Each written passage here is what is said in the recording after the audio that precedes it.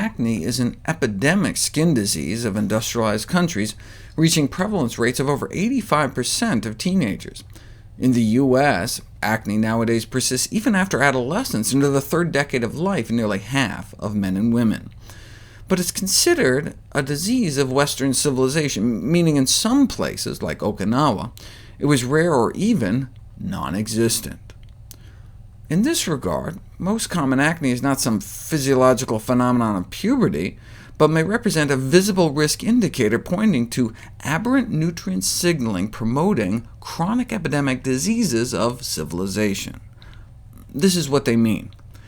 The dairy, junk foods, meat, and egg proteins in Western diets all conspire to raise the activity of the enzyme TOR, contributing to acne and obesity. So using diet to suppress TOR may not only improve acne, but may prevent the march to more serious chronic TOR-driven diseases of civilization. So the excessive TOR stimulation induced by the standard American diet may first just manifest as premature puberty and acne, but then may contribute to obesity and diabetes, cancer, and Alzheimer's. A lot of this is relatively new. Until recently, for example, only a weak association has been accepted for the role of milk and dairy products in acne formation, but there is now substantial evidence supporting the effects of milk and dairy products as enhancers of acne aggravation.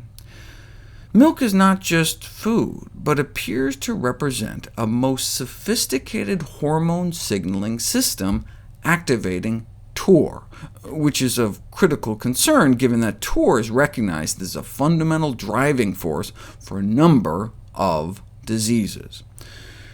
But if milk is naturally supposed to stimulate TOR, why the problem? Because we're drinking milk from the wrong species. Cow's milk is designed for calves. Cow infants grow nearly 40 times faster than human infants. Cow's milk has 3 times more leucine, the primary activator of TOR, so it may lead to human TOR overstimulation. It's like where they do experiments giving donkey milk to rats to see what happens. It makes no sense. And of course, milk is for babies.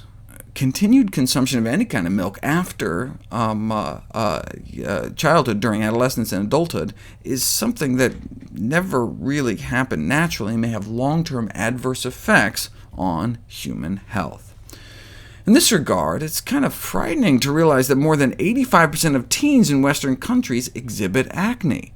This implies that the majority of our population is living with overactivated TOR signaling, a major disease-causing factor, which probably may pave the way for the development of other more serious diseases.